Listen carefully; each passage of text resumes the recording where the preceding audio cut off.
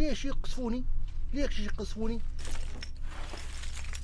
ان جايات قوات التحالف من لجل حمايه المدنيين، ان ليبيا مرصوده تحت القمر الصناعي، كل شيء موجود قدامها، يعني تشوف فيه، يعني مستغربين كيف يضربونه، كيف يضربونه.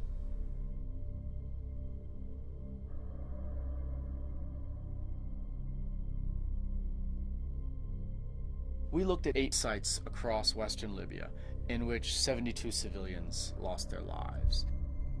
Overall, NATO took a lot of measures to minimize civilian casualties. The choice of targets, the choice of weapons, the timing of the attacks. But these 72 people did lose their lives. And until now, NATO has taken a position of denial. They refuse to acknowledge that civilians died. They refuse to give information about how they died, and they refuse to investigate. It's this lack of transparency that's deeply troubling. Our job is to monitor the violations, no matter who is committing them. And that means gaining access to the areas, it means interviewing people on all sides, and it means holding all the parties accountable. We were in Tripoli and heard news about a NATO strike that killed dozens of people. When I got to Mager the day after the attack, both of the homes were still smoldering. Relatives were distraught and in shock. NATO targeted 3 compounds clustered near to each other.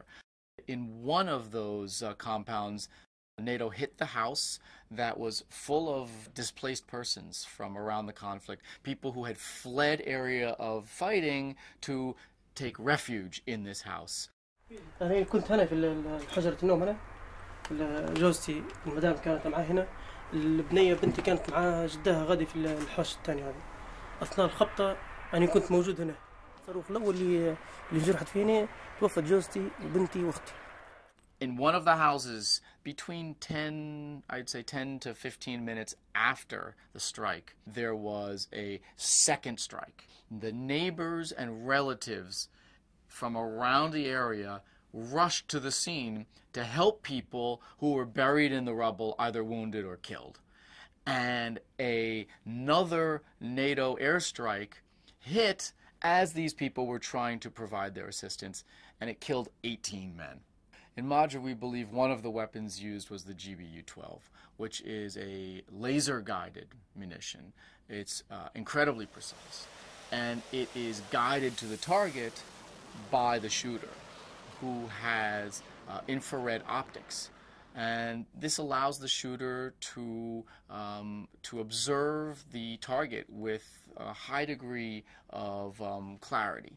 We wonder how they chose these 2 houses. Why were they considered legitimate targets? But the second strike on the people who came to help, the shooter would have in all likelihood seen that people were digging through the rubble. So it raises very serious questions about whether this was a legitimate target. Maybe it was an unlawful target, meaning a violation of the laws of war.